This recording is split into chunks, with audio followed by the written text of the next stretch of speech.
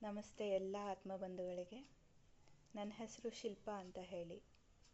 ಮೊದಲನೇದಾಗಿ ನಮ್ಮ ಗುರುಗಳಾದ ಬ್ರಹ್ಮರ್ಷಿ ಪಿತಾಮಹ ಪತ್ರಿ ಸರ್ ಅವರಿಗೆ ನನ್ನ ನಮನಗಳು, ಹಾಗೂ ಗುರುಮಾತೆಯಾದ ಸ್ವರ್ಣಮಾಲಾ ಅಮ್ಮನವ್ರಿಗೂ ಸಹ ನನ್ನ ನಮನಗಳು. ಇಂತಹ ಒಂದು ಅದ್ಭುತವಾದ ವೇದಿಕೆಯನ್ನು ಇನ್ಯಾಂಗ್ ಚಾಲೆಂಜ್ 2 ಮುಖಾಂತರ ನಮಗೆ ನೀಡಿದಂತಹ ಅಯ್ಯಪ್ಪ ಸರ್ ಅವ್ರಿಗೂ ಸಹ ನನ್ನ ನಮನಗಳು. ಇದೆಲ್ಲ ಸಾಧ್ಯವಾಗಿದ್ದು ನಮಗೆ ನಮ್ಮ ಗ್ರೂಪ್ ಲೀಡರ್ ಐಶ್ವರ್ಯ ಮಾಸ್ಟರ್ ಅವ್ರ ಮುಖಾಂತರನೇ. ಅವ್ರಿಗೂ ಸಹ ನನ್ನ ನಮನಗಳು. ನನ್ನ ಎಕ್ಸ್ಪೀರಿಯನ್ಸ್ ಅಂತ ಹೇಳಬೇಕು ಅಂದರೆ ಮಾಸ್ಟರ್ಸ್, ನನಗೆ ಮಾತಾಡೋದು ಅಂದರೆ ತುಂಬ ಭಯ, ತುಂಬ ಅಂದರೆ ತುಂಬ ಭಯ. ಯಾರಾದರೂ ಸ್ವಲ್ಪ ಏನಾದರೂ ಮಾತಾಡಿ ಅಂತ ಹೇಳಿದ್ರೆ ಸಾಕು, ಕೈಕಾಲೆಲ್ಲ ನಡುಗುತ್ತೆ, ಆ ಥರ ಎಲ್ಲ ಆಗ್ತಿತ್ತು. ಬಟ್ ಈ ಇನ್ಯಾಂಗ್ ಚಾಲೆಂಜ್ 2 ಮುಖಾಂತರ ಎಕ್ಸ್ಪೀರಿಯನ್ಸ್ ಶೇರಿಂಗ್ ಅನ್ನೋ ಟಾಸ್ಕ್ ಆಗಲಿ, ಅಥವಾ ಧ್ಯಾನದ ಸೆಷನ್ಸ್ ಕಂಡಕ್ಟ್ ಮಾಡಬೇಕು ಅನ್ನೋ ಟಾಸ್ಕಿಂದ ಆಗಲಿ, ಅಥವಾ ಆರ್ಟ್ ಆರ್ ಮ್ಯೂಸಿಕ್ ಅನ್ನೋ ಟಾಸ್ಕಿಂದ ಆಗಲಿ, ಈ ಭಯದಿಂದ ನಾನು ಸ್ವಲ್ಪ ಹೊರಗಡೆ ಬಂದೆ ಮಾಸ್ಟರ್ಸ್. ಅಂದರೆ ಭಯ ದೂರ ಆಗ್ತಾ ಹೋಯಿತು. ಸೊ ಎಕ್ಸ್ಪೀರಿಯನ್ಸ್ ಶೇರಿಂಗಲ್ಲಿ ಐದರ್ ಕಾಲ್ ಮಾಡಬೇಕಿತ್ತು ಅಥವಾ ವಾಟ್ಸಪ್ ಮೆಸೇಜ್ ಮುಖಾಂತರ, ವಾಯ್ಸ್ ಮೆಸೇಜ್ ಮುಖಾಂತರ ನಾವು ನಮ್ಮ ಎಕ್ಸ್ಪೀರಿಯನ್ಸ್ ಶೇರ್ ಮಾಡಬೇಕಿತ್ತು. ಆರ್ಟ್ ಆರ್ ಮ್ಯೂಸಿಕ್ ಟಾಸ್ಕ್ನಲ್ಲಿ ನಾನು ಸಹ ಒಂದು ಪುಟ್ಟ ಪ್ರಯತ್ನ ಮಾಡಿದ್ದೀನಿ. ಅದೇನು ಅಂದರೆ ಸ್ಟಾರ್ ಮೇಕರ್ ಆ್ಯಪನ್ನು ಇನ್ಸ್ಟಾಲ್ ಮಾಡಿಕೊಂಡು ಹಾಡು ಹೇಳೋದು, ಅದನ್ನು ಕೂಡ ಟ್ರೈ ಮಾಡ್ತಾಯಿದ್ದೆ. ಆಮೇಲೆ ಇನ್ನು ಧ್ಯಾನದ ಸೆಷನ್ಸ್ ಅಂತ ಕಂಡಕ್ಟ್ ಮಾಡಬೇಕು ಅಂದಾಗ ನನ್ನ ಮಕ್ಕಳು ಫ್ರೆಂಡ್ಸ್ ಆದ ಕೆಲವರು ಬರ್ತಾಯಿದ್ರು.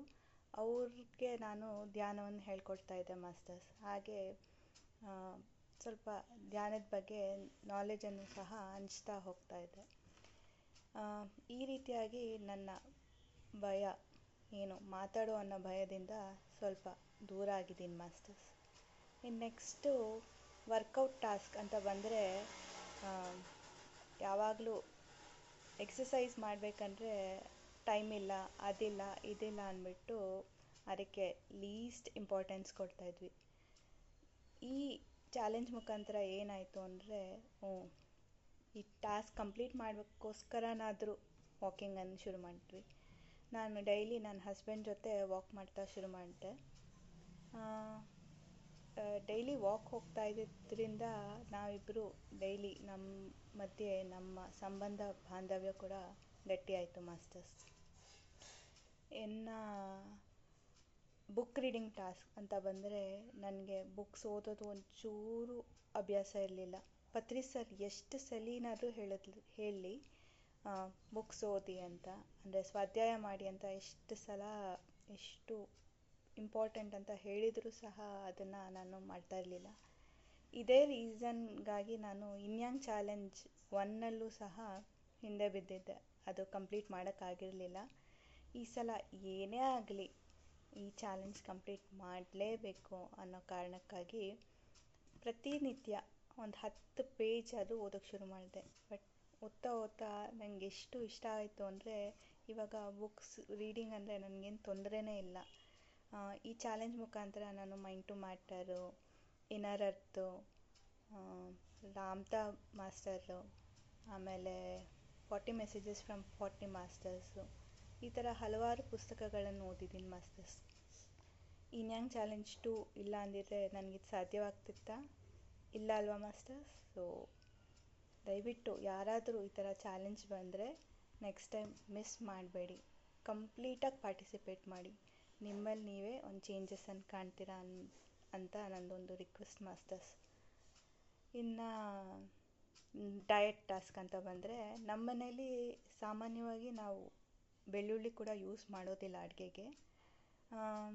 ಇನ್ನು ಓವನ್ ಕೂಡ ಬಂದ್ ನಮ್ಮ ಮನೇಲಿ ಯೂಸ್ ಮಾಡ್ತಾ ಇಲ್ಲ. ಅಂದರೆ ಅಂತೂ ಕೇಳಲೇಬೇಡಿ, ಅದನ್ನು ಕೂಡ ಸ್ಟಾಪ್ ಮಾಡಿಬಿಟ್ಟಿದ್ದೀವಿ.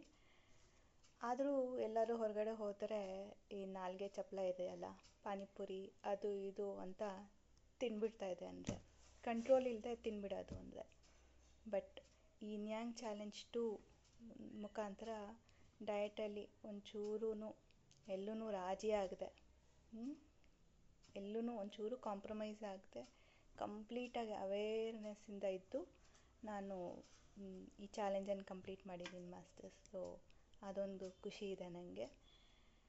ನೆಕ್ಸ್ಟು ಏನು ಅಂತ ಅಂದರೆ ನೋ ಗಾಸಿಪ್ ಟಾಸ್ಕ್. ಈ ಟಾಸ್ಕ್ ಅಂತೂ ನನಗೆ ಒಂಚೂರೂ ಕಷ್ಟನೇ ಆಗಿಲ್ಲ. ಯಾಕಂದರೆ ನಾನು ಸ್ವಾಭಾವಿಕವಾಗಿ ಯಾರ ತಂಟೆಗೂ ಹೋಗಲ್ಲ. ಅಂದರೆ ಯಾರ ಬಗ್ಗೆನೂ ಮಾತಾಡೋದು ಅದೆಲ್ಲ ನಂಗೆ ಇಷ್ಟ ಆಗೋದಿಲ್ಲ. ಯಾರಾದರೂ ಬಂದು ಮಾತಾಡಿದ್ರೂ ಸಹ ಅದನ್ನು ಎಂಕರೇಜ್ ಮಾಡ್ತಾ ಇರಲಿಲ್ಲ, ಇನ್ವಾಲ್ವ್ ಆಗ್ತಾ ಇರಲಿಲ್ಲ. ಸೊ ಹಾಗಾಗಿ ಈ ಟಾಸ್ಕ್ ನನಗೇನಷ್ಟು ಕಷ್ಟ ಅಂತ ಅನ್ನಿಸ್ಲಿಲ್ಲ. ಇನ್ನು ಆರ್ಟ್ ಆರ್ ಮ್ಯೂಸಿಕ್ ಟಾಸ್ಕ್ ಅಂತ ಬಂದಾಗ, ಆರ್ಟ್ ಟಾಸ್ಕ್ ಬಂದಾಗ ಡ್ರಾಯಿಂಗ್ಸ್ ಕೂಡ ನನಗೆ ಮಾಡೋದು ಇಷ್ಟ ಇಲ್ಲ ಮಾಸ್ಟರ್ಸ್. ಅಂದರೆ ಪೇಂಟಿಂಗ್ ಕೊಟ್ಟರೆ ಮಾಡಿಬಿಡ್ತೀನಿ. ಆದರೆ ಡ್ರಾಯಿಂಗ್ಸ್ ಅಂತ ಬಂದರೆ ಅಯ್ಯೋ, ಬಯಾಲಜಿನೇ ಇಷ್ಟ ಆಗ್ತಾ ಇರಲಿಲ್ಲ ನನಗೆ. ಇದೇ ಕಾರಣಕ್ಕೆ ಡ್ರಾಯಿಂಗ್ಸ್ ಅಂದರೆ ಸ್ವಲ್ಪ ಓಡೋಗ್ಬಿಡೋದು. ಅಂದರೆ ಆ ಥರ ಮೈಂಡ್ಸೆಟ್ ಇರೋಳು ನಾನು ಡ್ರಾಯಿಂಗ್ಸ್ ಮಾಡೋದು ಕೂಡ ಟ್ರೈ ಮಾಡಿದೆ ಮಾಸ್ಟರ್ಸ್. ಸೊ ನನಗೆ ಒಂದು ಖುಷಿ ಇದೆ. ಅಂದರೆ ನಾನು ಕೂಡ ಇವಾಗ ಸ್ವಲ್ಪ ಮಟ್ಟದಲ್ಲಿ ಡ್ರಾ ಮಾಡಬಲ್ಲೆ ಅಂತ.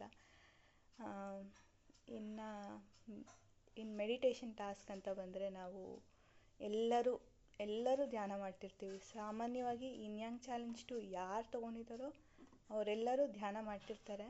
ನಾನು ಸಹ ಮಾಡ್ತಾ ಇದ್ದೆ. ಏನು ಅಂದರೆ ಮಾಡಿದ್ರೆ ಹುಚ್ಚಾಪಟ್ಟೆ ಮಾಡೋದು, ಇಲ್ಲಾಂದರೆ ಬಿಟ್ಬಿಡೋದು. ವರ್ಕ್ ಇತ್ತು ಅಂದರೆ ಸಾಕು, ಇವತ್ತು ಮಾಡೋದಕ್ಕಾಗಲ್ಲ ಅಂದ್ಬಿಟ್ಟು ಬಿಟ್ಬಿಡೋದು. ಈ ರೀತಿಯಾಗಿ ಒಂದು ಕನ್ಸಿಸ್ಟೆನ್ಸಿ ಅನ್ನೋದಿರಲಿಲ್ಲ.